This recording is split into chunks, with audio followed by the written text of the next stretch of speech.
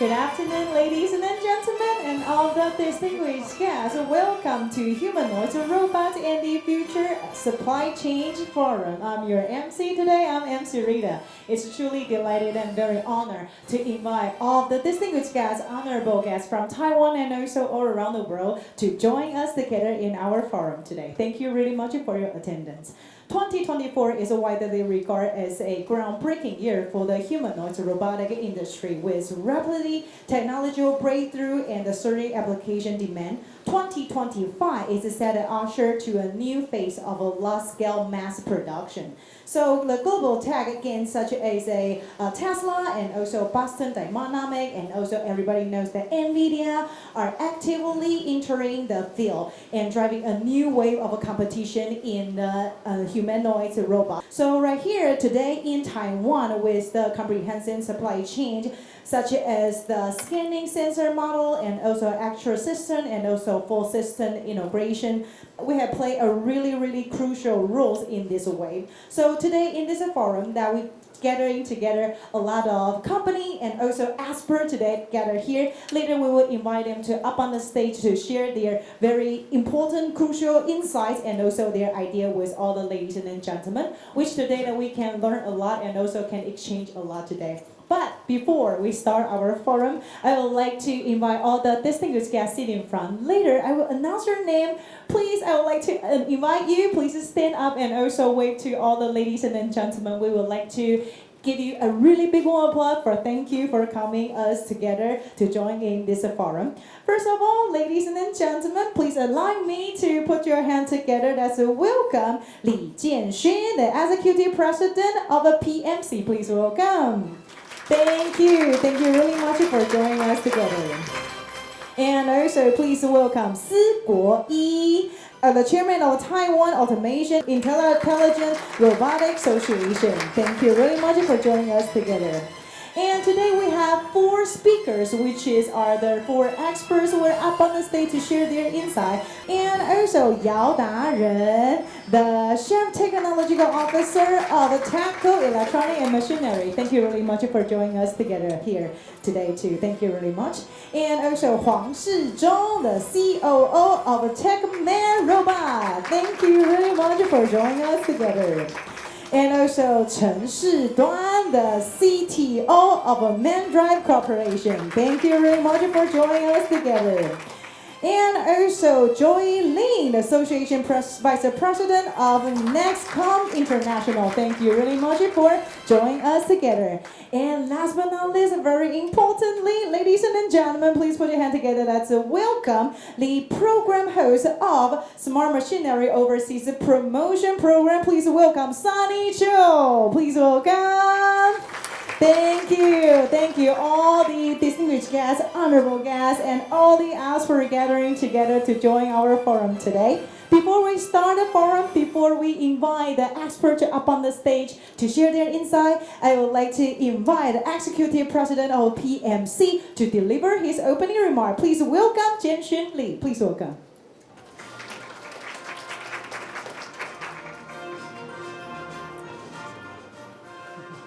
Distinguished guests and industry leader, ladies and gentlemen, good afternoon. It's a great honor to attend today's Humanoid Robot Supply Chain Forum. And on behalf of the organizer, the Bureau of the Foreign Trade, I would like to extend my warmest welcome and thank you for your presence. According to research by your intelligence, the integration of the cutting-edge AI algorithm with sensing, motion control, and energy management technologies is propelling the humanoid robotics market into a phase of rapid growth. In the next 5 years, global humanoid robotics market into a phase of rapid growth. So their applications are expanding from industrial setting into home, healthcare, and service industry, making them key enabler of the future of intelligent manufacturing and smart living. Industry are renowned for their strength in flexible manufacturing, system integration, and high precision processing. We have built a strong foundation in essential modules such as servo system, motor reducers, and mechanical components. With the global demand for humanoid robot rising rapidly, it is imperative that we accelerate cross-disciplinary integration and deepen collaboration across the supply chain to seize technological leadership and market opportunities. Hope that today's forum will foster experience sharing and partnership building across the industry, paving the way for a strong, resilient next generation humanoid robot supply ecosystem. In closing, I wish this forum great success, and I extend my best wish to all distinguished guests for good health and continued prosperity. Thank you very much. Thank you. Once again, thanks to the Executive President Jianxun Li. Thank you really much for your opening remark to start our forum. And today we not only have our Executive President of the PMC joining us together in our forum today, but also that we also have the Chairman of the Taiwan to up on the stage to deliver the opening remark. Please welcome Si Guoyi. Please welcome.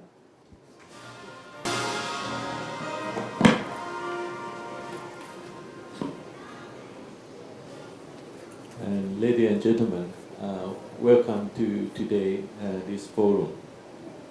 And in today, in the opening ceremony, I share with my soul about the situation about AI robots here in Taiwan. Everybody knows that AI robot is reshaping the industrial manufacturing and also in the service segment. And compared to Europe and Japan and USA, even our neighbor, China, we are not leading. We are not like TSMC leading in semiconductor manufacturing. We are lagging. So there's a lot to catch up. One of the platform is humanoid robot. Humanoid robot is very, very complicated. Computer, CPU, chip, sensor, drive, structure, everything. It's more complex technology. So in order to catch up, and so there are several ideas, several ways. One of the way is you have an innovative application, you have idea. Innovative idea, application. Another way is, this is the focus this today forum, is we need to have the key component for humanoid robot. I think a lot of Taiwanese company is working on this strategy. So we are going to have establish a key component supply chain for global customer in humanoid robot. So today we have a lot of Taiwanese company. Take for example, Dr. Yao from CTO from TECO, and of course one of the leading is Ms. Dr. Huang from the Techman Robotic, and also Mr. Chen for main drive, and also for computer. It's a very, very famous supplier for industrial automation is Mr. Lin. They are the leading expert in this area. And this is also one of the future for Taiwanese supply chain. We hope we have one very, very important global market position in the future. So I hope everybody have enjoy today's forum, and you have something more important is you have your own takeaway after this forum. Thank you, and enjoy this forum. Thank you very much. Thank you. Once again, thanks to the chairman. Please remain on the stage. Let's have a big photo together with the distinguished guest and also the expert. Okay, 3, 2, 1. Give me a thumb up in 3, 2, 1. Okay, and the camera on the left-hand side. The camera on the left-hand side. The camera on the right-hand side. The camera on the right-hand side. Thank you. Once again, put your hand together for all the distinguished guests on the stage. Thank you very much. Thank you. Please have a seat. Thank you.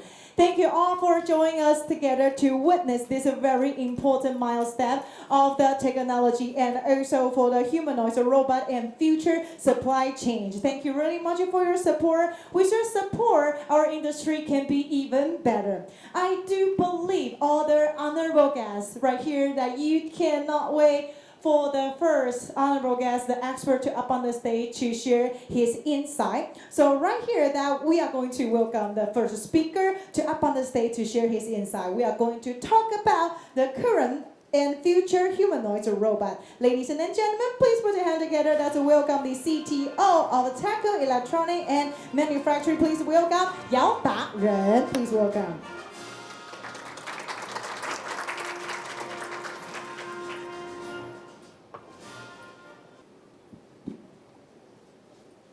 Okay, good afternoon, ladies and gentlemen. My name is Dr. Yao. I'm the CTO from TECO. Actually, I'm the fully support for Terra for past 4 years. This is the fourth time I support this forum. And the most challenge is the chairman and also general secretary always request to me to have the different topic for the presentation. So, for example, last year I'm talking about the intelligent factory. And because I'm going to the TECO, so I come here to tell you what's the current and the future of the humanoid robot in the world nowadays. Of course, the following 3 presenters will tell you the more detail about the hardware and the software and how to control robot. And since I'm the CTO of the TECO, I will tell you, TECO is not just motor company anymore. I will tell you what's new for TECO. And I will start for the market share and the application for the past, the robot in the world. Then we will jump into the why we need the humanoid and how we are going to build the new market and the new world of the humanoid robot. And at the end, I will show you the challenge. And also, 3 of the presenters will support me to tell you more detail how to give the solution and how to create this supply chain from Taiwan to over the whole market in the world. And the TECO is the 70 years old company. Next year, we will celebrate the 70th anniversary. Right now, we have more than 100 sub-company in the world. So, and also we have the 100 company in the world across for 40 countries. And right now, the total employee is around 1,400 employees globally. So this is the product we have now. We are not just about the motor company. We also increase we have the advance our motor to become the EV for supply for the bus, and also we have the motor for drone. Of course, we have the motor for the joint module. I will show you today, and we also help to build electrical station for wind energy and also for solar field. And also we also can build this data center. We have the 3 data center building, Google data center built in Taiwan, in Jiangping 工业区. And also we build this energy storage field at the Longtan for the Thai Power company. And also we have the chiller. So including everything, we can help the company or the people to have the energy conservation, energy generation, and the energy storage. That's why, because I step on for the CTO at TECO, we just want to turn motor company to become the energy as a service company. So you will see in near future. So TECO is not a motor-based company anymore. So we will become energy as a service, EAS company. Okay, so we are not just first day to jump into the robot. Actually, several years ago, we built the collaborative robot. I just talked with Dr. Lin. He mentioned that the company just collaborated with the TECO several years ago. However, TECO just stopped this business at that time because the market share is not huge, not like the market share today. And we even built this the AGV and AMR. Since we think the TECO think that the service robot is very popular. Again, this one stop again. Okay, but right now we also to build this robot on top of the AGV to try to service some of the application for industry. But we still keep working on this one. After I joined the TECO, I started to build the humanoid joint for humanoid and humanoid robot and mechanical dogs. So this is the one we just released today. You can go downstairs to check from our TECO booths. We just built this we call M2 360 and M1 140, which means that we can offer 140 Newton meter torque by this model, and also the other one we can support 360 Newton meter torque.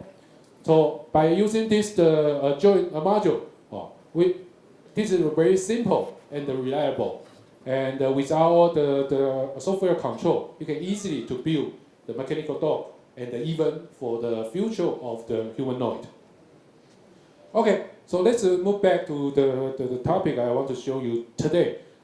First one, we will tell you in the past, people are thinking about the robot arm. Robot arm are very important. They are from the most top 4 company in the world. And first, I want to tell you the progress of this robot arm. At the beginning, the 4 major companies like the Fanuc, Kuka, ABB, Yoshikawa, they almost occupy almost 80% of the robot arm industry in the world. So they just put their robot arm for industrial application.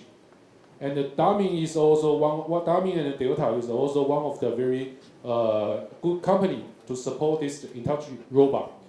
And after this one, people are thinking about we need to build this service robot, like the environmental robot cleaner, and also for some of the home security robot. And then the next generation, they just put the robot arm on top the service robot, which almost similar with the chain of from the TECO. So this is lots of companies they are working around there. But since the 2023, and China and the US and also some of the area, they are trying to boost the humanoid robot. They are thinking about this will be very important in near future. So lots of the company are focusing on this one. But you will find out most of the important company is a little bit different with traditional top 4 company, like the one I show you here. Okay, this is I just quickly just show you. This is the market share from this 4 plus 1. Plus 1 is Kawasaki. This 4 plus 1 company. They are focusing on industrial robot. So I will not go to tell you more detail, but I just want to mention. If you go to this revenue distribution, you will see lots of the robot arm goes to the China. And China spend a lot of money and a lot of the technology development for not just industrial robot, and also humanoid robot. This is the people, in addition to the industrial robot application. So people are thinking about how to find the new application for this kind of the industrial robot arm. So the first one people are thinking about apply for the medical field, and also for some of the domestic service and so on. But still, they didn't open the market the similar size with the industrial robot. Okay, so like I mentioned, 2023, this humanoid robot topic just boosted up. Lots of people are thinking, lots of country and lots of the people are thinking this is a huge market came in. And this is the major country. They are all start for the new project to working on this humanoid robot since 2023. And like several months ago, and some of people have a lot of the people they do the statistical data. I never imagined that the people were using this trillion for the number of the market before. But even this trillion, the NVIDIA the chairman Jason Huang, he even predict the market will be 1,000 times more than this one. So people are thinking about this is very important to the market. But I just want to mention, so far, majority of the company from Asia, especially from China and Japan. Probably 1/3 of the company from US and Europe. So the Asia become the most important area to develop this humanoid robot. And the hardware is very important. Hardware for the mechanical parts and electrical control, and also battery. They almost have almost 60% of the whole humanoid robot. And lots of people like Jason Huang, like the chairman from SoftBank, and even Elon Musk, and also TSMC, Wei Zhejiang, they are all have some sentence or the announcement say the year of the humanoid just came in. And also in the March, the Morgan Stanley research, they just put this for the top 100 company. From this figure, you can see you can divide this humanoid robot into 3 parts. The first one is body including the actuation part, sensor, battery, and also some of the other parts. And the second one is brain, including the CPU and also software control system. The most important, we need to have the system integration. And here just show you, this is supply chain from Taiwan. So I didn't translate it in English, but you can find some of the company, like your company in the list. My duty is to try to put the TECO in this top supply chain ecosystem in Taiwan. Okay, so like I mentioned, the top 4 top 4 major company, robotic arm company, they are still working on this one, but the new company just came out. This is the list for the current humanoid company. I only have 10 minutes. I have the several movies I didn't show. Okay, so I just make it quickly. I just show you some movie. This is the one from this. The Tesla Optimus. This is in 2022, and at that time, the humanoid have already can walk, can easily walk and doing some of the things. So the new Optimus 22 degree of freedom hand they can walk, and forearm they can is climb the ladder, production. they can do a lot of things. But right now, they walk very, Learning to walk. they can and catch balls. operate very smoothly. Well, And these two movies, I probably don't have the time to Hey, show figure you. one, what do you see right now? 帮我听一下. This is from Figure AI. You can just easily go to the YouTube. From the movie, you can find out the humanoid robot can try to communicate each other, can do some of the interaction in between, which means they put the AI inside. They can sense some of the environment sensor, and also get some result using AI to doing some of the action. So AI is helpful to boost the humanoid nowadays. This is from Unit 3. I always try to use this to show this movie because the Unit 3 did a very good job in the world. They even have the robotic Olympic last week at Beijing.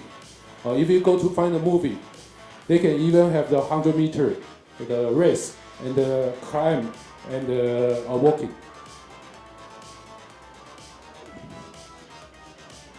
Okay, again, you can see this movie from the YouTube website. Okay, the core technology is try to the application you need to thinking about what's the market for this humanoid. The first one is they try to put the humanoid for logistics and the warehouse. And the most huge market we have found is the home and life assistant.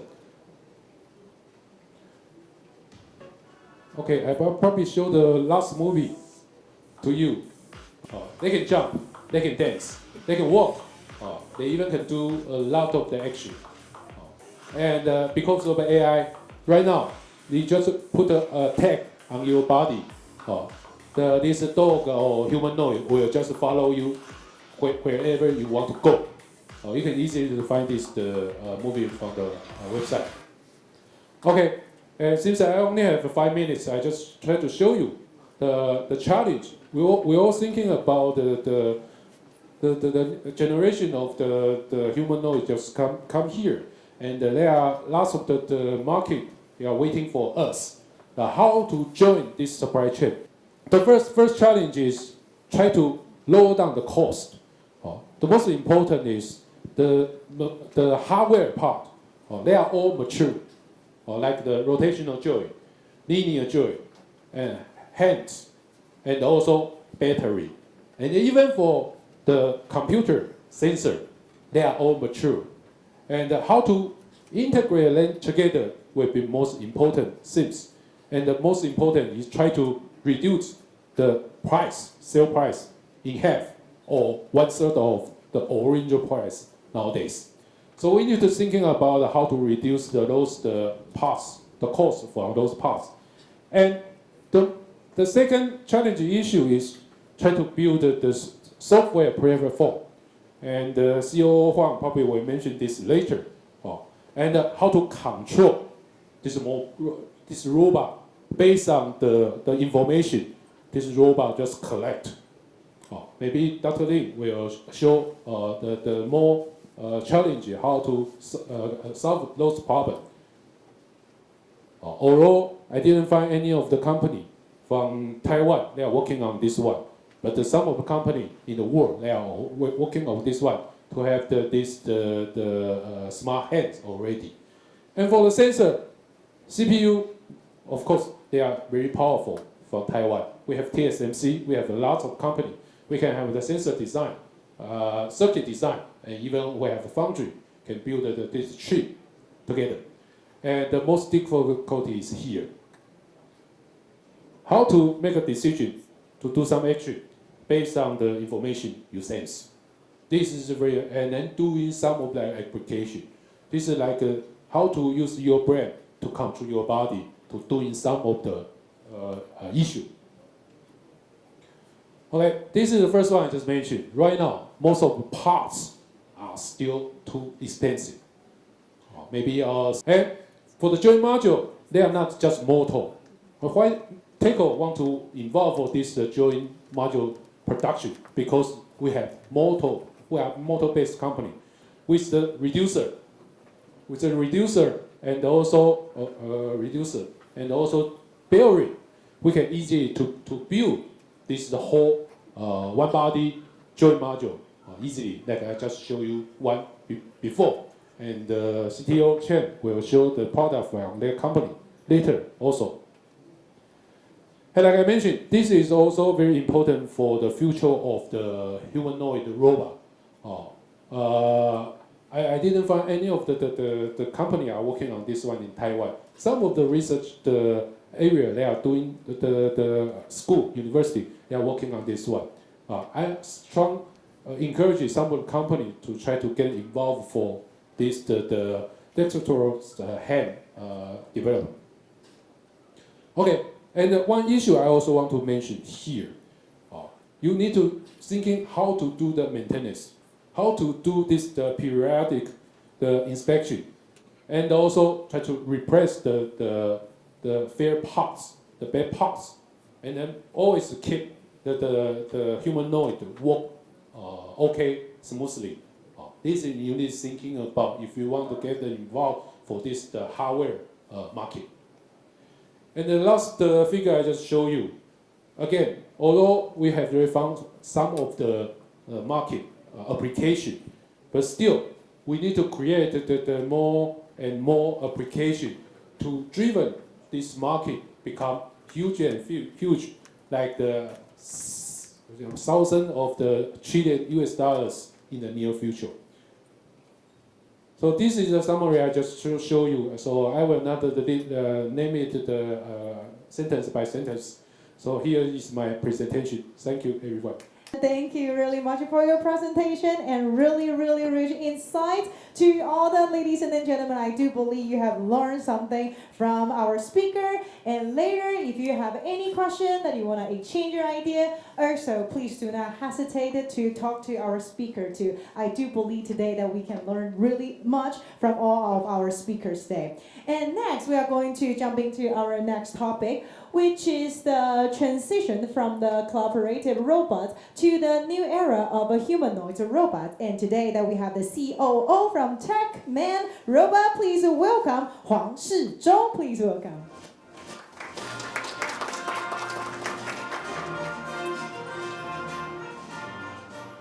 Ladies and gentlemen, good afternoon. It's my honor to share some, the experience of Techman Robot. So from we start develop robot. Now today we announced humanoid robot in our booth. So we share the experience from Techman Robot's history. So I will based on this one to show my presentation. Okay, so the topic I would like to discuss one is the first one is the company introduction. Now is what would like to show the evolution from traditional industrial robot to cobalt to humanoid, and discuss about what's the challenge and the opportunity. Okay. But company introduction, Techman Robot actually is we are established in 2015, and the capital is 900 million NT dollars, and we have 450 employees and headquarters in Taiwan, Taoyuan, and we have subsidiary company in China and branch office in Europe and Japan and Thailand. Okay, and our main product is correct robot and AI software and We also provide a system integration service for some company. Okay, that's our video show to you. The factory of the future. What does it look like? When AI is no longer just programming code, but an intelligent entity, we are creating a new leader for the manufacturing frontline, TMAI COBIT. This is not just a robotic arm, but an AI leader that can see, think, and learn. Techman Robot is reshaping smart manufacturing with AI and robotics. We bring visibility, control, and agility to every line. No more delays. No more human corrections. Our system senses, learns, and adapts in real time, keeping the line smooth and performance high. From electronics to healthcare to logistics, we're partnering with global innovators to bring true smart manufacturing to life. This isn't just automation, it's a leap into intelligent systems. Techman Robot leads the AI COBIT revolution. Built to see, born to lead. Okay, so I want to show our history based on the technology, the milestone. We start from scratch is 2012. In that timing, we would like to have design a new robot for industry because we are from we needed to have a new product for our company, and in that timing, we think about what our strengths, what our company we can win the market in industry robot. So in that timing, we designed a robot, and actually we cooperated E3. So actually the first the project we cooperate E3 and then learn some best technology for the robot from E3. It's around 2012, and in that timing we are thinking about if we just develop the robot, it's cobot, even it's cobot, why we can win the market. So we think about the vision is must, because vision can see and can judge the defect and provide the value for end customer. And in that timing, all the world, actually just a few new start company, they say they build in the vision, but we develop, we develop the camera module. We design camera module and all the joint, everything in our team, and we code in every line. We code in by our team.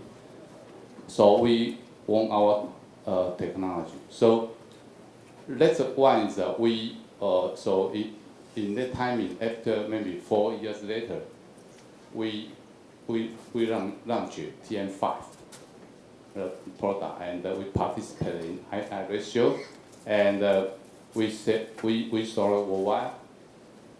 And in the 2017, so we start use the AI function for the vision, because once we have a camera in the camera in the building the arm, so we think we can see the object position. Also, we can judge the product defect or not. So in that time, we use AI function for AOI. Okay, and so 2020 we provide the AI training server also for our customers. And for 2021, we use the transformer AI model for OCR in our the system, be our function of the Techman Robot. And 2022, we built in the AI inference model for AOI function. And 2023, we use how say the NVIDIA Universe system to generate the data for training to get the how say the AI model, and we use this for how say it's the tool for our end customer. So this is our history. So I would have to say we not just Techman Robot, not just provide sorry. Not just provide how say the robot itself. You can see the right side, the left side is a cobalt. It's the how say the robot. But we also develop the software, the AI training platform, and also inspection image manager. Also how say inspection the edge, AI edge for it's all our product. We provide the hardware and the software. So we can see and can judge and can execute. So if you think about like the humanoid robot, right? It's a small one humanoid robot already. So actually we start development from 2012. But you know, just a few years, maybe two years ago, and Tesla just mentioned they would like to develop the humanoid robot, but we already developed 2012. Just a small one, and very how say, but cost effective, and end customer affordable, and also already implement in their production line. Okay, this is our series. We have our from payload from 5 kilogram to 30.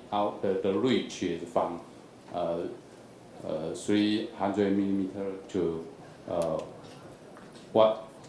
1900 millimeter. Very very long, very tall. Okay, so it's our robot series, and we also certified by two. So it's safe and can the product is how say is for the US and the Europe. It's you want to enter this market, you must to gather the certification. So that's we also how say we have this certification. So this is our how say distributor map. Actually, you can see we totally we have over 100 distributors all over the world. Okay, and that is our cover and the software product are selling in over 500 countries, and some big company is already our customers. Okay, now I will start the house to say to talk about the new era of the humanoid. But I will just say from 10 years before and now and the future. What's the how say the evolution for from industry to cobalt to humanoid. Okay, that's what I mentioned is you can see the traditional robot is what they are focused on is precise, very precise and fast. So in many maybe 2 years two years ago, you maybe some news is that some people hurt by the robot. So it's a traditional robot, so it's quite dangerous. So that's if it's from 1970, but from 2015 the cobalt is what is cobalt is, so it's very safe. It's safe and easy to use. And Techman Robot, what we are doing, we build the vision and the AI LI. And for 2025, the humanoid robot will be how say we just announced. And this robot, humanoid robot, must ready to use. Cobot is easy to use. Humanoid robot is ready to use. So it's quite different. You can think about. If you have that's a humanoid robot, if you still need you need an expert to program humanoid robot in your production line. It's not workable. So must ready to use. Okay, so I think that is a trend. Okay. So I discuss more detail. Here you can see the traditional robot before. What's their sensor? What's their sensor in the industrial robot? Only the encoder in the motor encoder. And so what the traditional can do is position control and the velocity control from one point to another point, maybe through some territory, and very precise. Okay, and can handle very heavy parts, but it's blind and unaware of the surrounding, and very fast, so very dangerous. And but you can see once there's a blind, so the robot is need more sensor around the robot, right? Need a sensor to name the object, maybe workpiece car. You need a sensor to know the sensor, the object already beside the robot and can pick. But once the robot is blind, then every point is need fixed in one position. So in that case, so another one is dangerous. So need fence. Need a fence. So that's a traditional one, the traditional robot. Okay. But for the AI and the collaborative robot is coming, right? The first thing is the built-in the camera and the AI influence. And so once built-in the camera, then can aware of the environment. So another one is safe. So you can see for collaborative robot, they are most of the collaborative robot is very light, because light then safer and very flexible for application and easy to use. So it's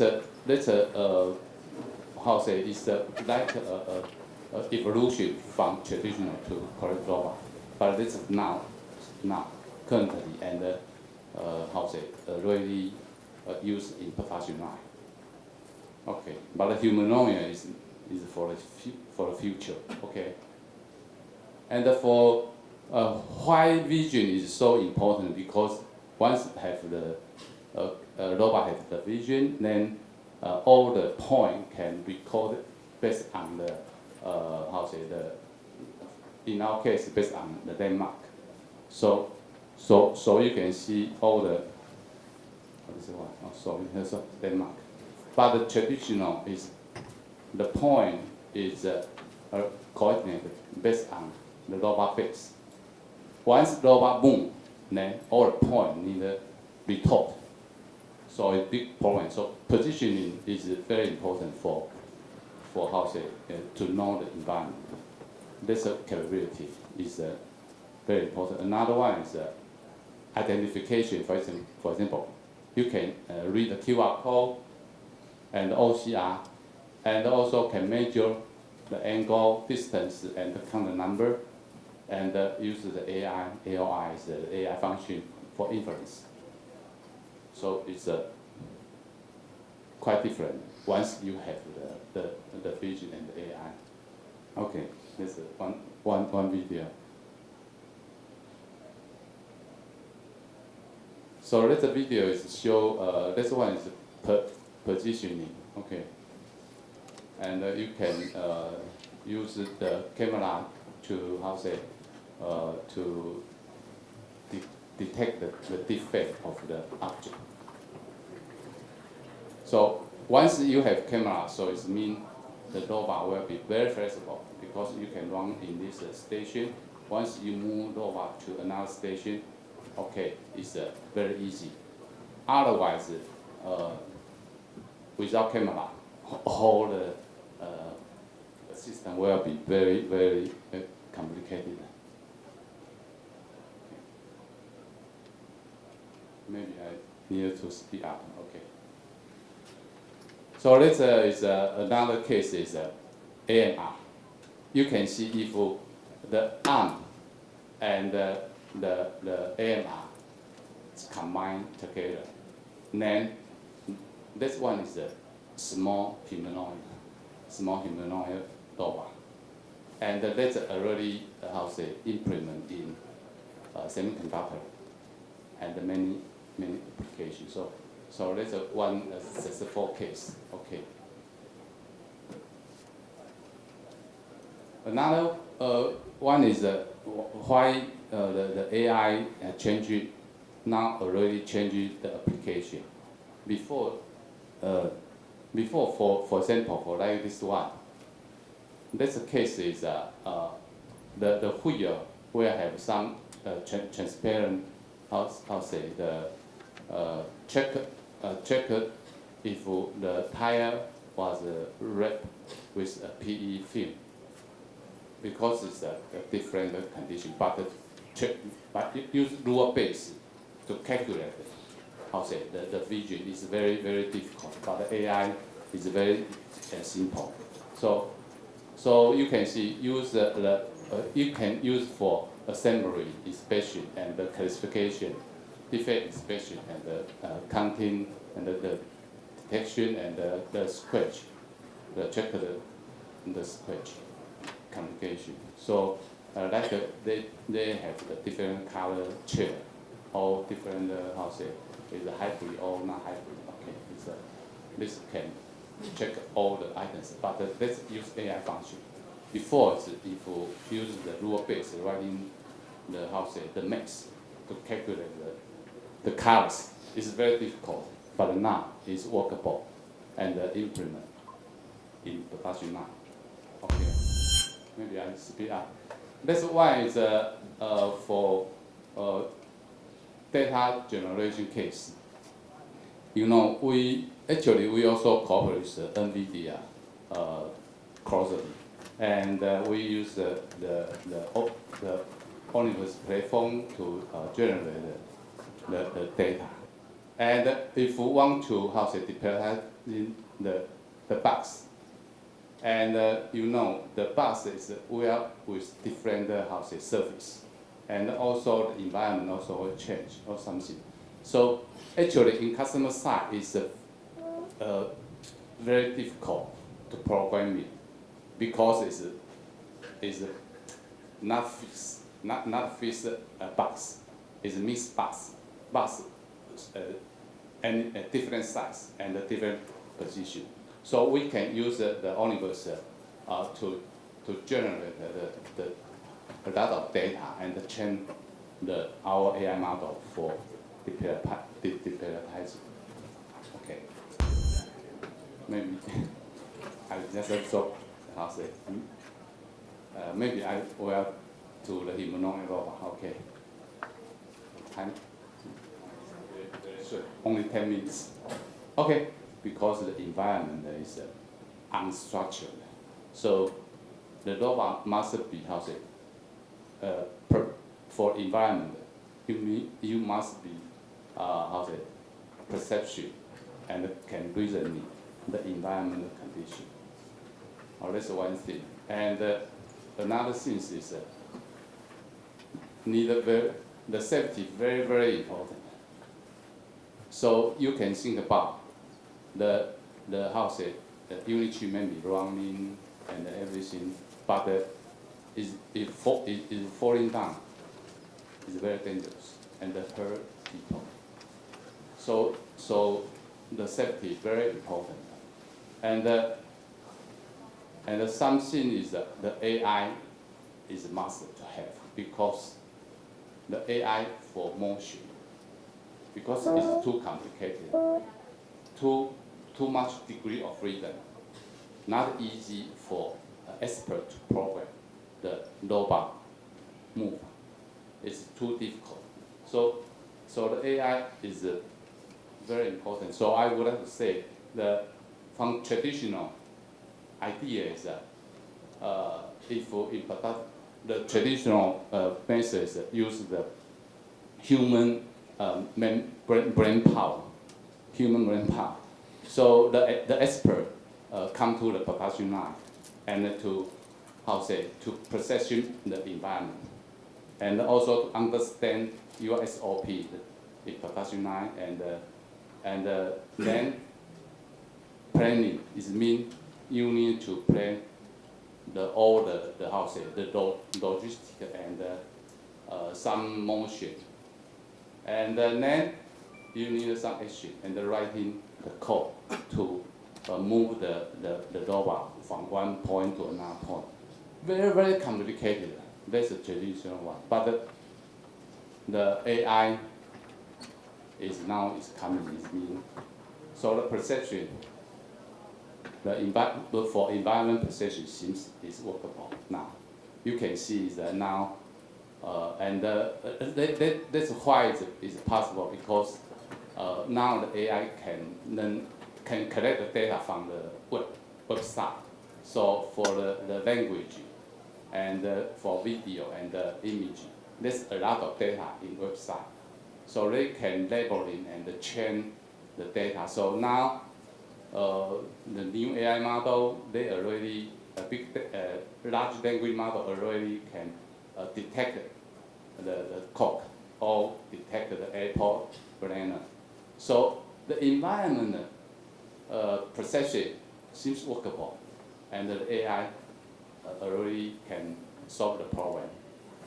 So the perception seems okay, and the planning seems also possible now because now for example, if someone buy some vegetable or the fruit like apple something or cookie, and bring all the things to home and put it in the table, and then they can think about the AI can arrange the process. Okay, the vegetable must put in a frozen, right?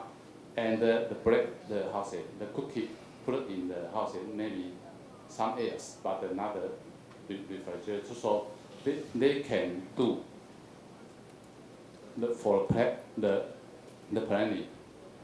But another one is a very difficult one is the we call physical AI, because once you can already perception the environment and can reason it, but what the motion will be, because it's a real physical world. There's a physical world, no big data in the website.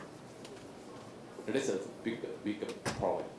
So you can see all the humanoid company, they are try to collect a lot of the physical AI model, the data set for training. Okay.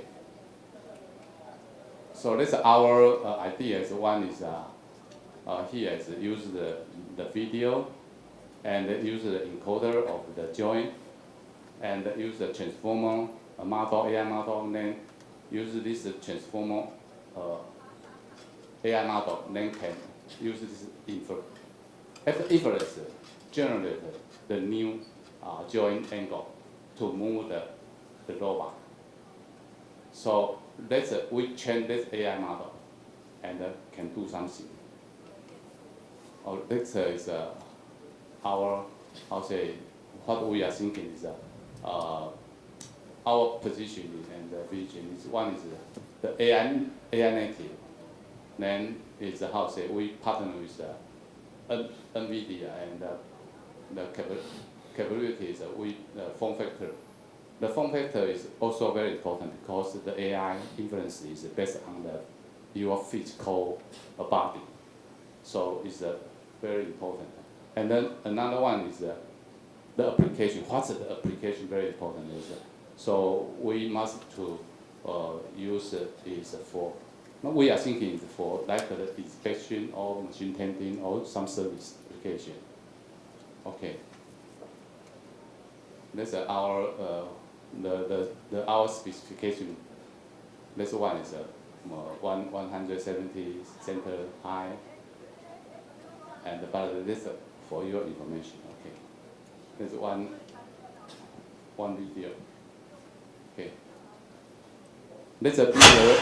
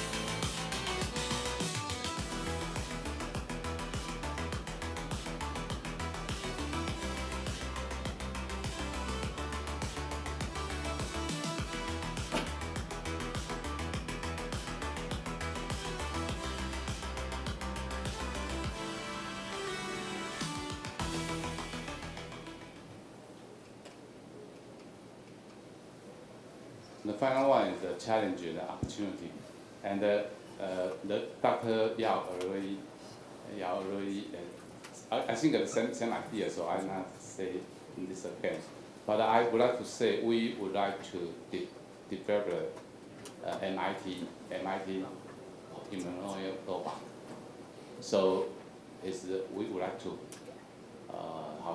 use our capability to have one humanoid robot, and that's our vision, and hope we can next year we hope we can provide some our robot for research.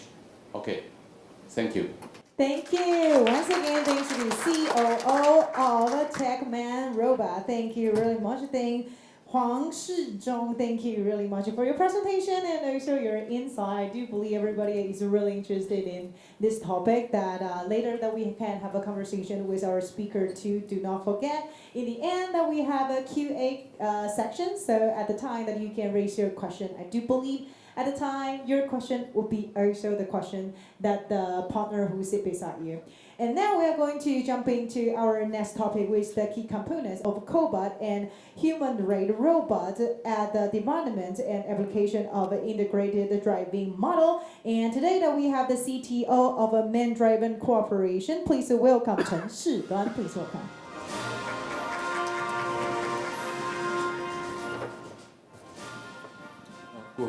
Good afternoon, ladies and gentlemen. And I'm Chen Shi Duang, come from the Man-Driven Corporation. Our company, the main product is harmonic driver and driving modules. So that is very important, the key component for the robot or humanoid robot. They say the cost occupation of the humanoid robot of the driving module about 50%. So that is very important. If we can save the cost of this key component, your humanoid robot can have the competition in this market. because this market now is a very fierce competitions. So my materials for the report is very sensitive. So before I come to here to make a report, our market department always ask very worried about I release too much information. So they cut a lot of material. Very simple slide in here. I must say sorry for you. And I just take some the concept of the what is the driving modules, what's the application in the humanoid or robot, and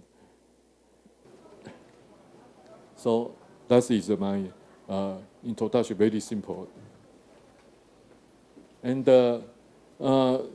everybody know the transmission for the reducers. There are several kinds for the robot. First, our product is a harmonic reducer. That is used in the robot very common because they have very special characters. Is lightweight and can small volume and can transmit very large torque. But the harmonic reducer, they have disadvantage. It's weaker for the anti-collision. So for the humanoid robot, most people want to replace the harmonic driver, but I think that is not very successful. And so before this year, in the Chinese market, they try to adapt the planetary reducer. But after half years, they find the planetary reducers is worn out very quick, so get a big backlash. But before the people said, for the humanoid robot, like Dr. Huang said, they have a vision, they have many sensors, they can make the compensation. So the reducer or this transmission mechanism don't need to be the high accuracy. Also, inaccuracy and uncertainty is their concept for the adapter reducer. But that is correct or incorrect, because if you use some compensation by the controller, and the reducer will back and forth very frequent. So the reducer will be easy, the life will be short, easy to warm out. So the reducer quality is also very important. And but they try to replace the harmonic reducer. So now is very hot. They try to use the cycloid reducer, because the cycloid reducer they are not have a flex spline. This flex spline is the weak point of the harmonic reducer. But the cycloid reducer is all is a solid part, so it's not so easy to be broken. And but the cycloid reducer, they have the disadvantage is difficult to make the balance, because they have they have like a camp, and when when they running, is easy to get the vibration. And are we reduce maybe most of the people they know that using the industry robot is very common, but are we reduce they have too many components, so the manufacture cost is too high. So the now most of they use a harmonic reducer, or they try to use the cycloid reducer. That is the recently the trend. But I don't know this cycloid reducer. Maybe after half year, people also will give up then. Okay, next. And so we just introduced about the reducer, and next we want to introduce the development of the robot joint. First, we know the joint is used for the industry robot, and then the collaborative robot, and then now is a humanoid and quadruped robot. And what's the difference of the joint used this robot? The first industry robot, they just use the thermal motor and combine with the reducer.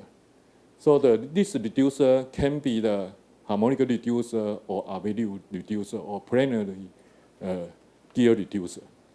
And this kind of the driving module used for maybe 30 years, but after cobalt, they need to save the some space or component, especially when the UR robot, when the company was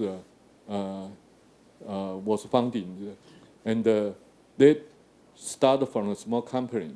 They don't have enough money to develop their component. So they find the motor driver company. The name is Chromogen, and they cooperate with Chromogen and the reducer makers in China. Name is Leader, and Leader offered the reducer, and the Chromogen use the motor and the other driving the electrical parts. And so the UR robot, the inventor of UR robot, they don't need to use they can save the energy. They don't do the effort to develop this kind of mechanism parts, and focus on their developed system and software. So that is maybe that is their get a successful the story. And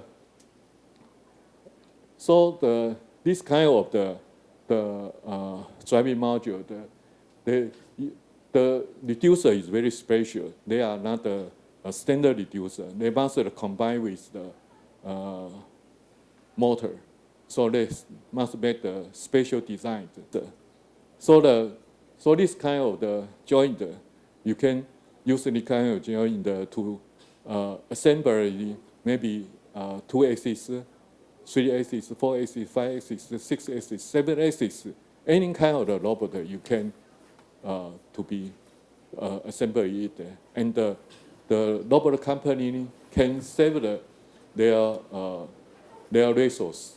They can use their resource to develop to the other side, the other part, the other place, and like develop the system, develop the software, develop the control in the system like that.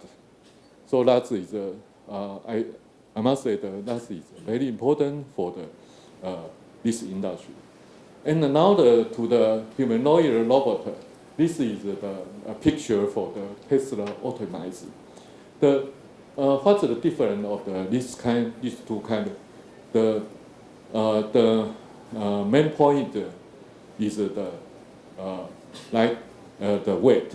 They must be the lightweight because for the humanoid robot, most of them they use the battery to supply their power. So if they cannot save the electric power, they must go back to charge the power again, and the people will lose the patient to use this kind of product. And the other is volume.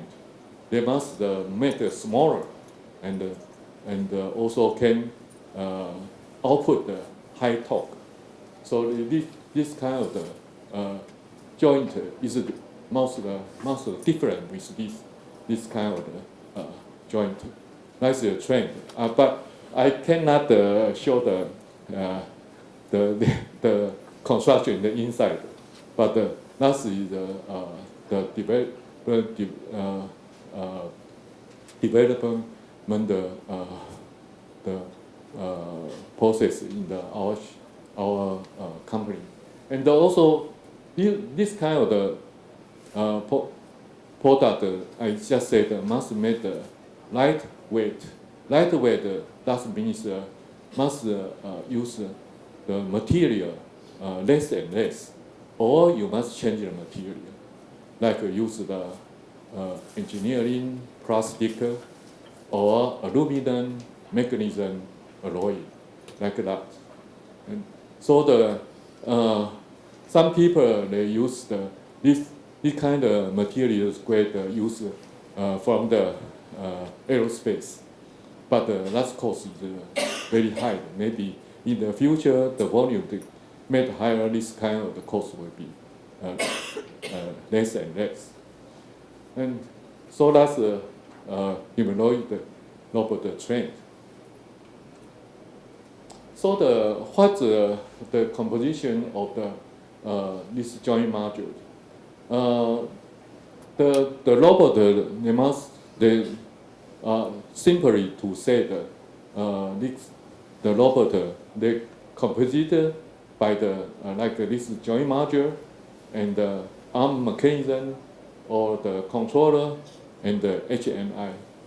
So the driving module of the joint, they are including like a shaft, reducer, and motor.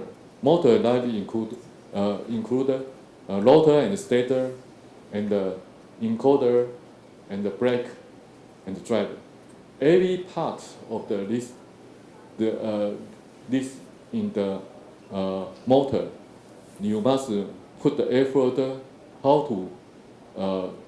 I just said how to save, how to make the lightweight, or can output the large torque.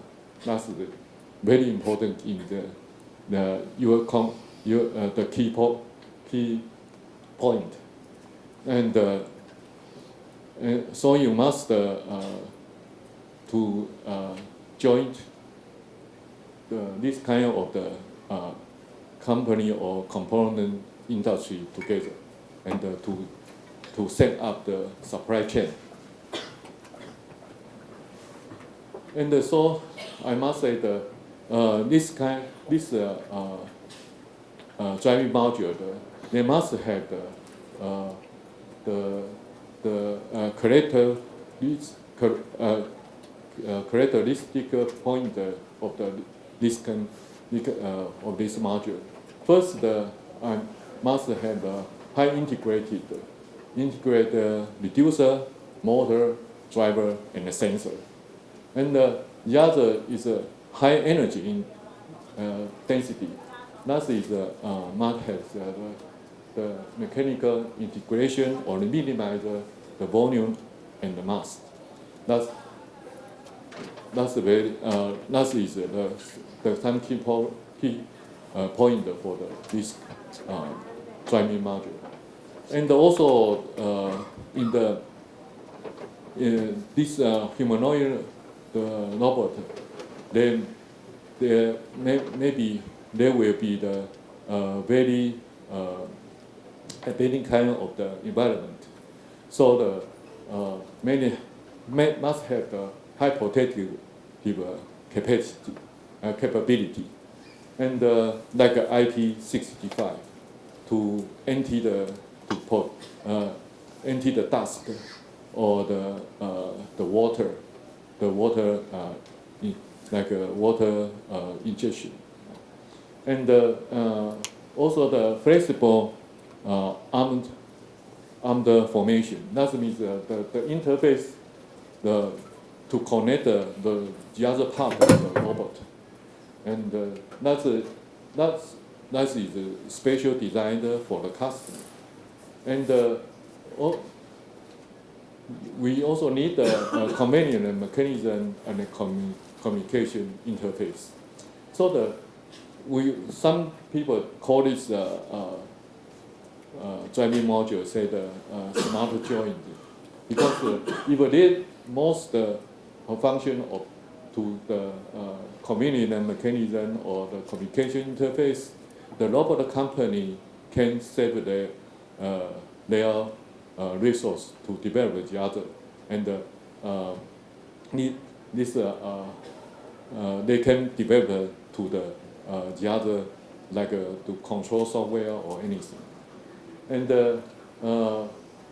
I just said some people say humanoid robot they don't need the high accuracy, or they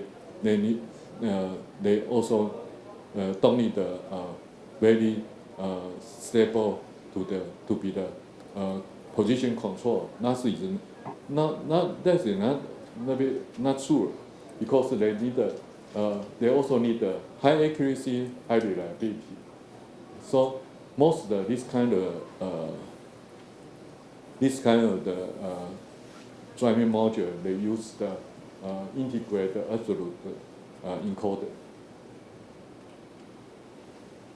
This is the picture of the optimizer of the Tesla, and you can see they use the one humanoid robot. There are the 28 this kind of driving module, and sorry, and there are the 14 the rotary joint and the 14 the linear driving modules. Why they use a linear driving module? Because especially in the leg, this kind of the linear mechanism. The name is inverted rotor, inverted plenary rotor screw, and the first they have some the self locking. So this self locking can prevent the robot that need to be kneel down or falling down. So this kind of the linear modules in this recently is very hot also. So I introduced this kind of driving module for the many applications. Like the main driver, they have this kind of the driving module.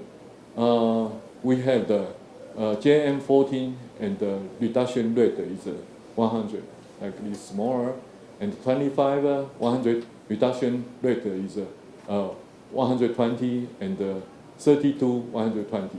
like for the payload 4 kilo, they can use the three set of the 14 100 and the 3 set of the 25 120. So the 10 kilo also you can use this kind of assembly to be the robot arm.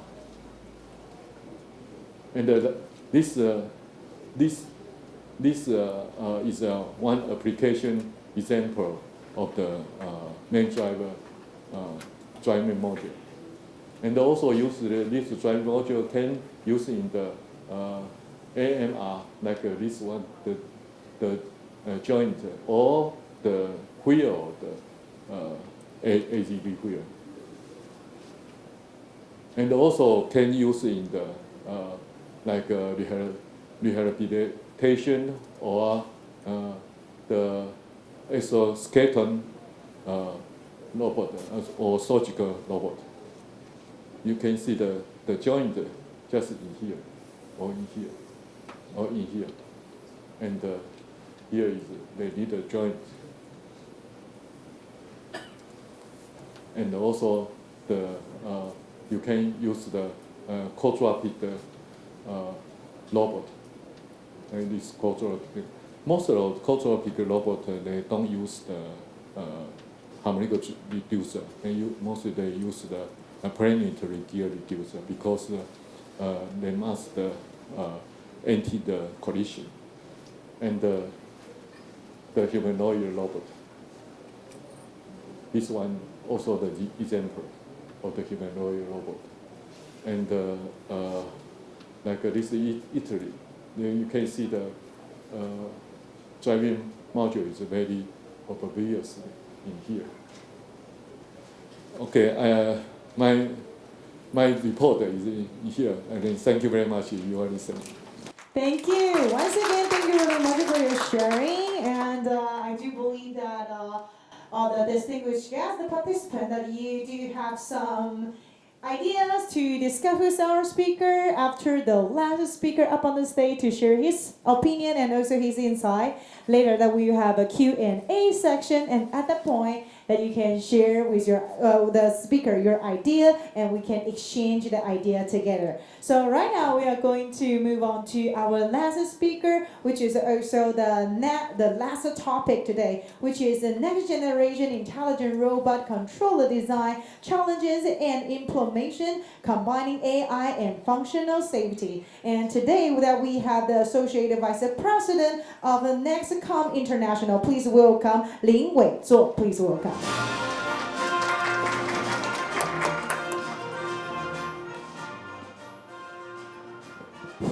Hello everyone. I am very happy to be here to share this topic with you. And first of all, I want to say thank you to the host, 经济部的贸易署，TITA 跟PMC, Taiwan and Taiwan. Thank you for inviting Nescopa to join. And I'm Joey. I'm the CTO of Nescopa.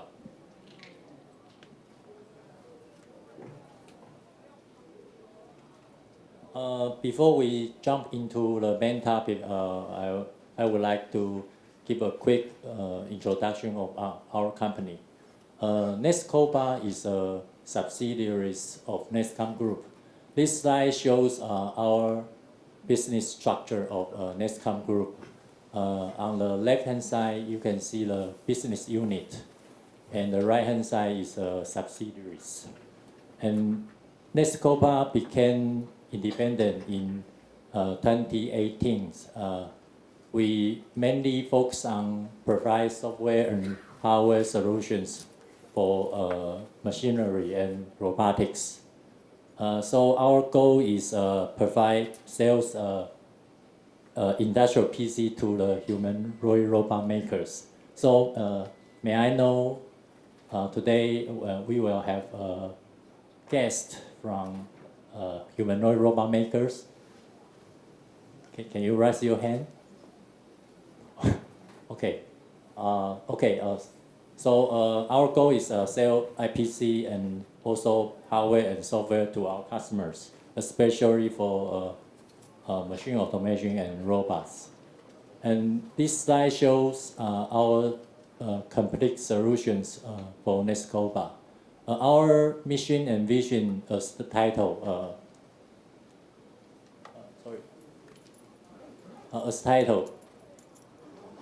okay. We make building smart and safe robot easy. So as you can see on the right hand side, we have robot control solutions.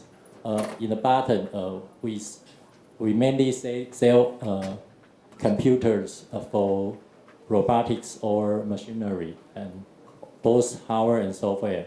We also sell related components like EtherCAT I/O, teach pendants for our customers. On the left side, we have functional safety solutions, both hardware and software, and also safety I/O and safety server drives, which come from our partners. We also have computers for AMR, and both hardware and software. So those are our solutions. Okay, so the first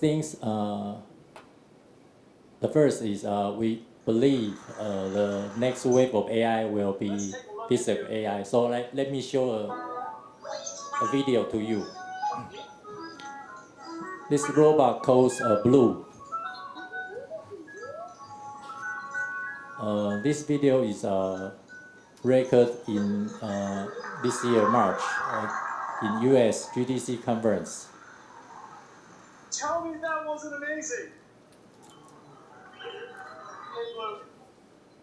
How are you doing? How do you like? Yeah, I guess many of you maybe probably seen this video already.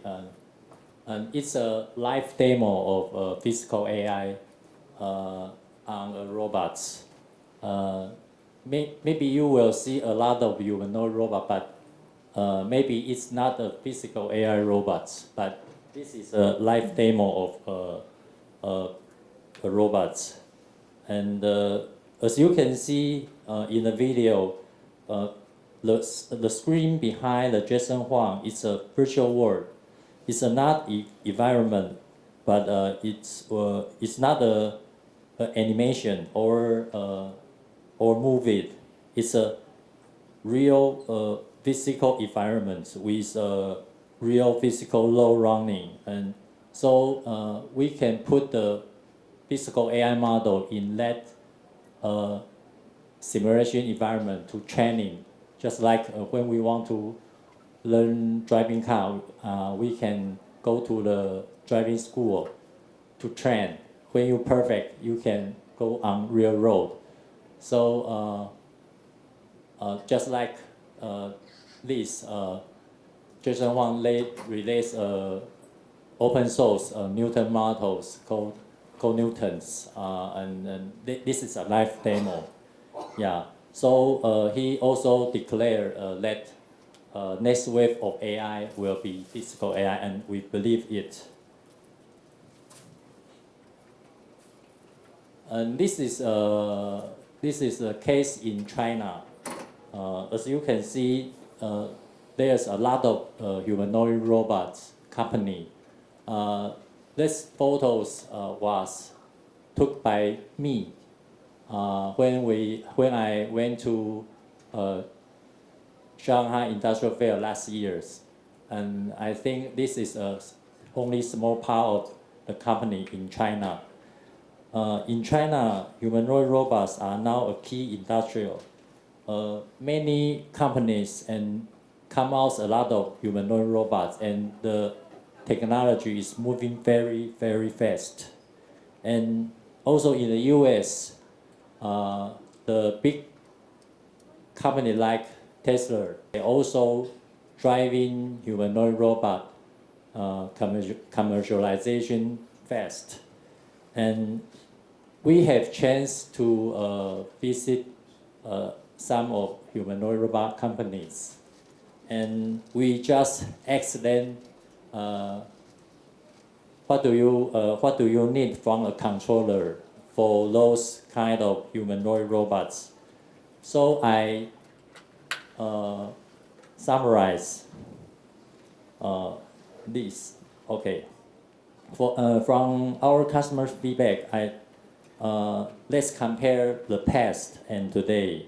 In the past, a controller typically they only need to do the motion controls, like through the Ethernet to drive the motor to move, a little bit like a human brain's cerebrum, 小脑, okay, and they control the movement only. But now, robot is different, and not only motion control, but sensing and AI must be integrated into the controller. So not only cerebrum, 小脑, but also cerebrum. Okay. So for this kind of robot, the robot can sensing, can see, can think, can move together, and for modern controllers, the controllers need to run AI perception tasks and real-time motion control together. Also, they need to integrate lots of sensors because they need to connect to the lidars, vision, camera, IMU, force sensor, and so on. So they need to link a lot of sensors. And the controller needs also supports communication protocols like Ethernet or like FSOE, which is safety Ethernet protocols I will mention later. And also the controller, we need to provide our customers standard AI inference frameworks and let our customer easily to deploy the AI model to the controller. So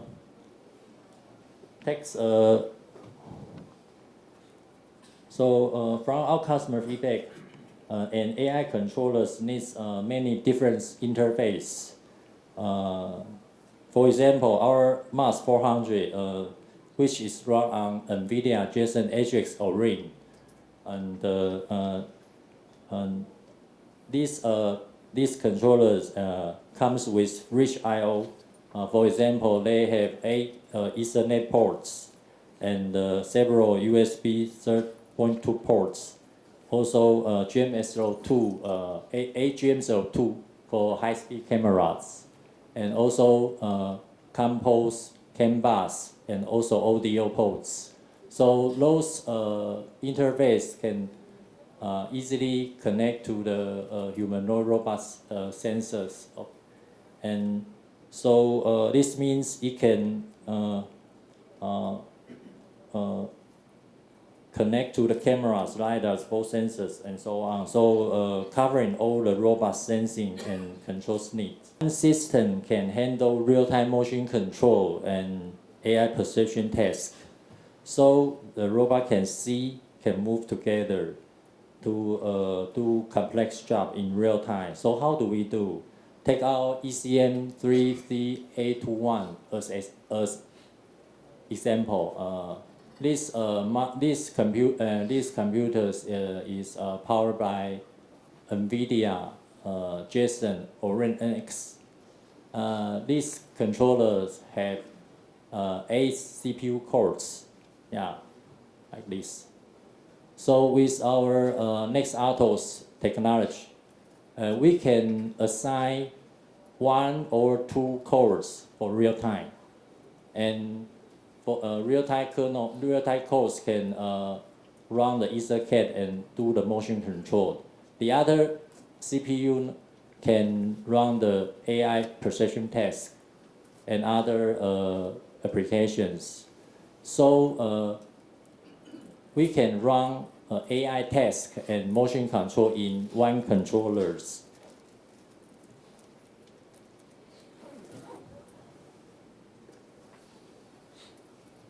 And For motion control, besides using a real-time OS, Nextcobot also integrate EtherCAT master technology into NVIDIA Jetson AI platform. Importantly, we support multiple EtherCAT masters. This also comes from our customers' feedback. For example, some customers want different robot lamps to be controlled by separate EtherCAT master. For example, some for their teams, some teams to develop upper bodies like two hands, and the other teams work on the two legs, so they can easily manage their development. So it's flexible and easier to management. Okay.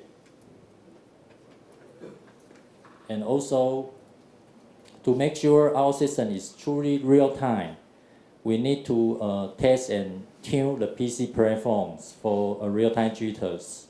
So this photo here shows our real-time jitter test systems. On the right, you can in the photos you can see our controller here. We directly to connect to the EtherCAT IOs to send the EtherCAT frames, and we also put the stress test program. We will let the controllers 100% CPU loadings. So we will measure all platform, each platform we provide. We will measure the real-time jitter reports to make sure the performance, the real-time performance is okay for the controllers. And we also test based on our customers' real applications. For example, recently we added GPU cards that the customer selected because they want to use the GPU to run the LLM models for machinery. And we will simulate heavy AI workload. We must make sure even under the high AI load, we will verify the motion control still stay real time and stable. So this is we also have EtherCAT.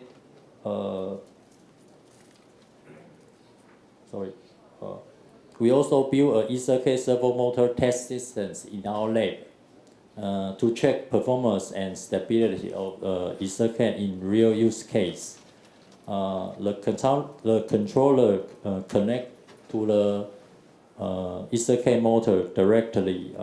We do the long duration test at least for 72 hours. And to make sure even under the heavy load, EtherCAT communication is stable without errors. Yeah, so this photo is our test environment. We currently have 128 axes from different servo motor vendors.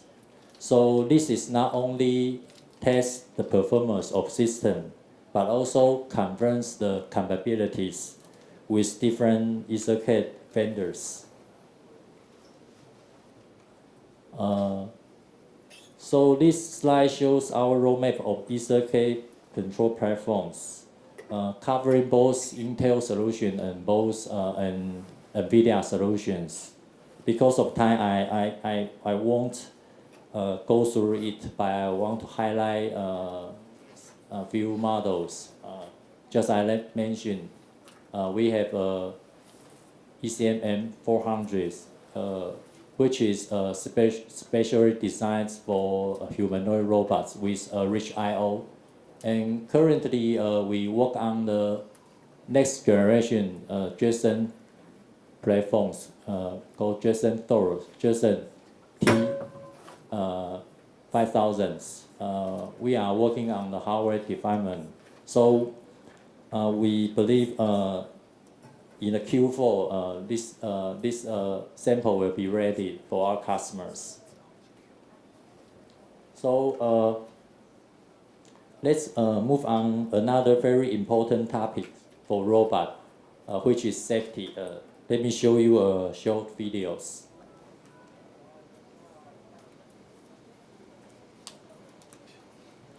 It looked like a robot, a humanoid robot going crazy. Yeah.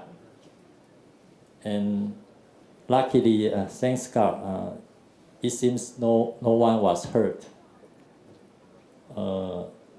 When people think about robots, most of the time, we care about the robot can work fast or smarter. But the truth is, even a small mistake in hardware or software systems, it can lead the robot completely lose control with very serious consequence. So when we design robot, it's not just about making them smarter or faster. It's even more important to make sure they operate safely.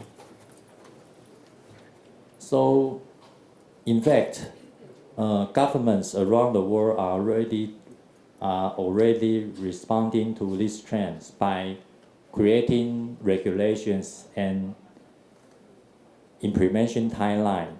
For example, the EU government has always been a global leader in safety rules. According to the latest regulations, starting in January 2027, all robots enter the EU market must comply with the existing safety standards. In the past, this was just recommendations, but from then on, they will be mandatory. It's a must-have. So your product doesn't. If your product doesn't comply, it won't be allowed into the EU market. It means you cannot sell your robot to the EU area. So, in order to meet those safety requirements, what challenge for the robot makers?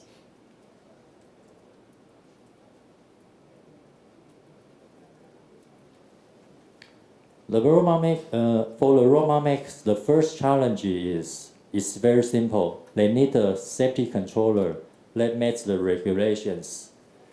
And please know that this safety controller is not the same as the motion controller I mentioned earlier. Its job is to monitor the robot operations, and if it detects any risk, it will stop the robot immediately. And to make sure the safety functions are truly reliable, the safety controller must meet the standards such as, according to the ISO 10 to 18, it's for industrial robots. According to the regulations, the safety controller must fulfill IEC 61508, or for machinery 13849. It's safety regulations for safety controllers hardware. In simple words, your hardware must have fault diagnosis and hardware redundancy. So even if one component fails, the system can still run safely.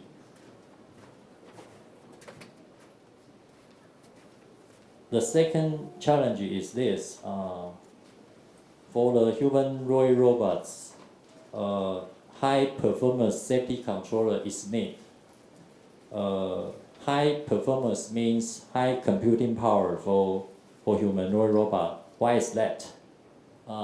In the past, most robots work in factories, usually inside a safety cage, so people can't get close. In this case, safety was easy because when operators open the door. So the safety controller receive the signal and stop the robots. So that's all. That's in the past. But now it's different.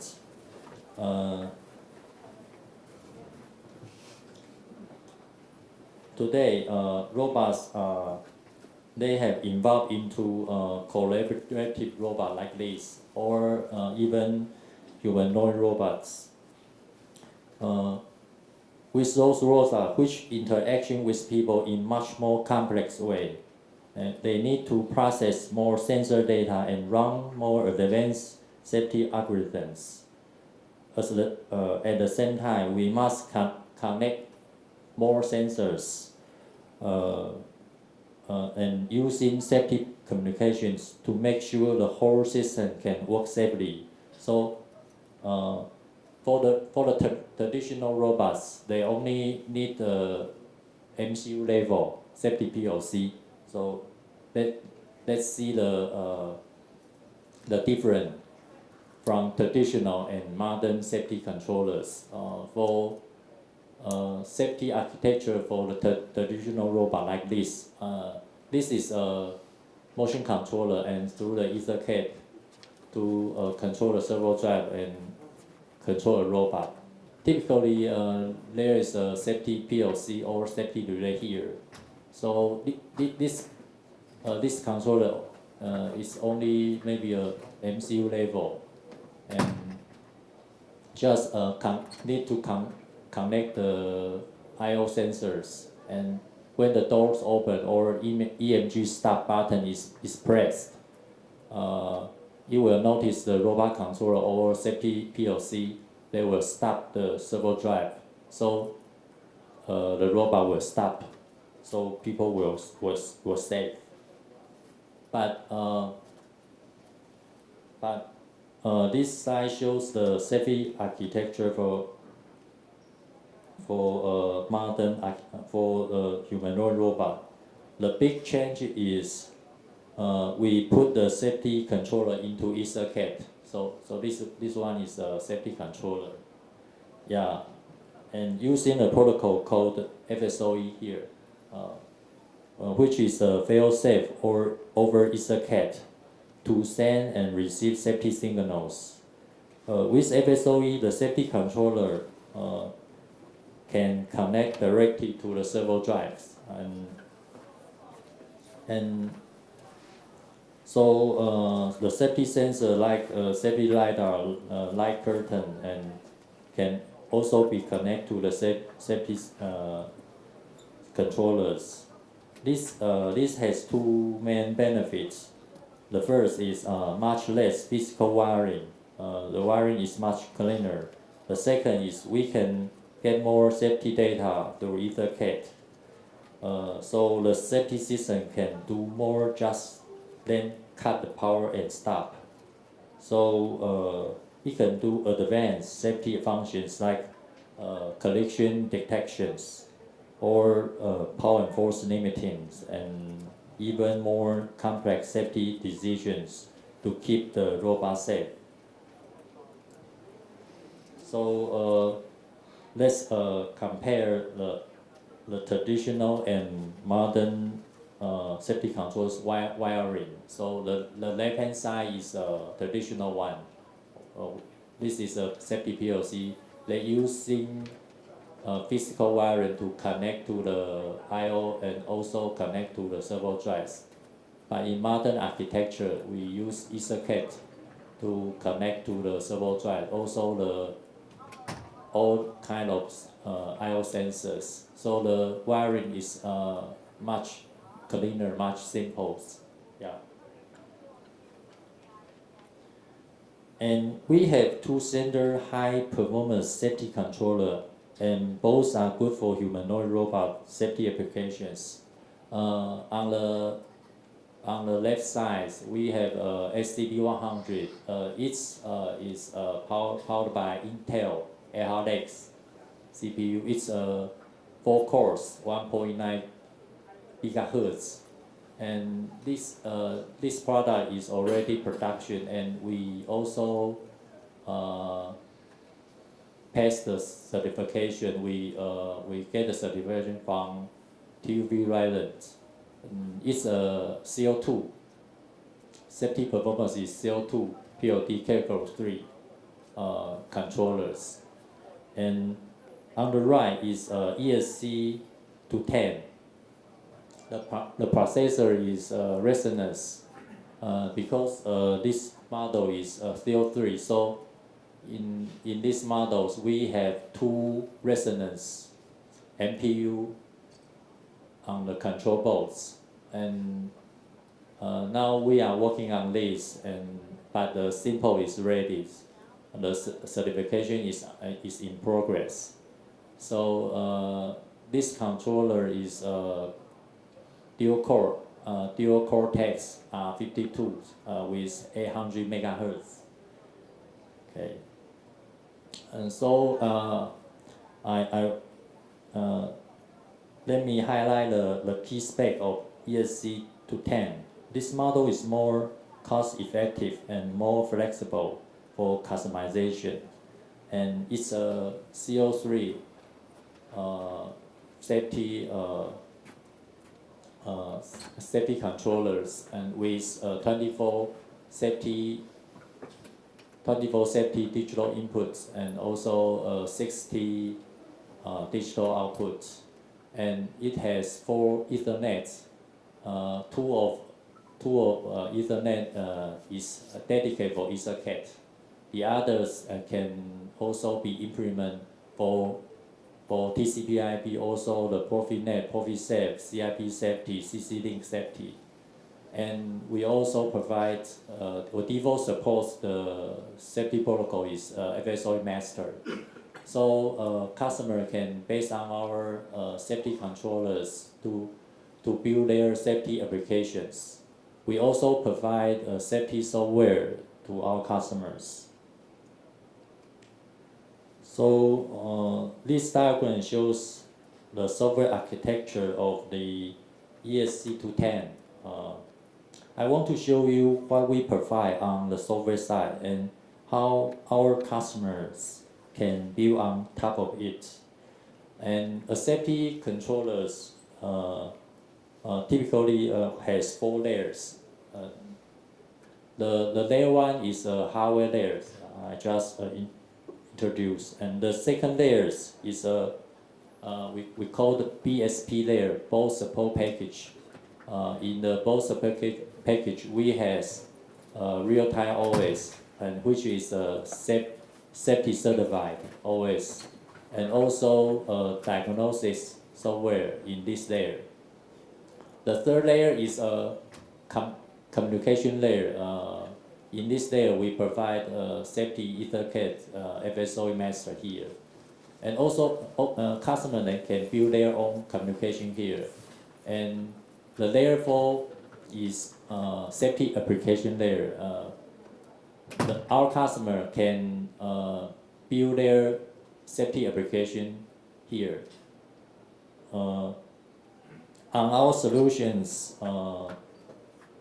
our solution include the first 3 layers, from layer 1 to layer 3. All of those software components are already certified for functional safety. The big advance for our customers is they can build their application on top of our certified foundations. It will saving a lot of time of certification and bring their product to market faster. So this is the detailed block diagram, but I will not go through it because of time. And as I mentioned in the beginning, Nextcoba not only makes standard product, we also offer ODM customization services. So many of our projects are made to fit customers' needs, because every customers, they have different application need. So this slide shows our 3 business models. The first is, I just mentioned, the standard products, and also we can provide our customers customized services like solution tools. Our customer, based on our standard products, they can change the I/O numbers, or size, or form factor, or connectors. We can customize the hardware based on our standards, or we can design a whole new hardware for our customers for their applications. So all three models are already used by our customers. Besides hardware customizations, we can also give our customers consulting services to help them to pass the functional safety certification, and let our customers bring their product to market faster. So this is our final slide, and here's a quick summary of what NEXTCOBA offers. The first, we offer AI motion control PC and both hardware and software, including real-time OS and EtherCAT master. The second, we can offer safety controllers for industrial robot and also humanoid robots. And also we have safety joints. We cooperate with our partners, so we can also provide the safety joints and some safety sensors. If you like to know more, please come visit us in these shows. This is our booth informations here. So that's the end of my presentation today. Thank you very much for listening. Thank you once again. Thank you, the Associate Vice President Joy Ling. Thank you really much for your presentation and also your sharing. Okay, all of the speakers already up on the stage to share their insight and also their knowledge and also their presentation. Can we have a once again give a really big round of applause to all the speakers? And right now is the time for QA. Your question will probably also be the question that the partner who sit beside you have. So is there any distinguished guest that you want to raise any question that all the experts and also the speaker, they are all still here. We can answer your question right now. Hi. So my question kind of... where are you from and what's your name? Oh, yes. My name is Aaron. I'm from Portman Square Group.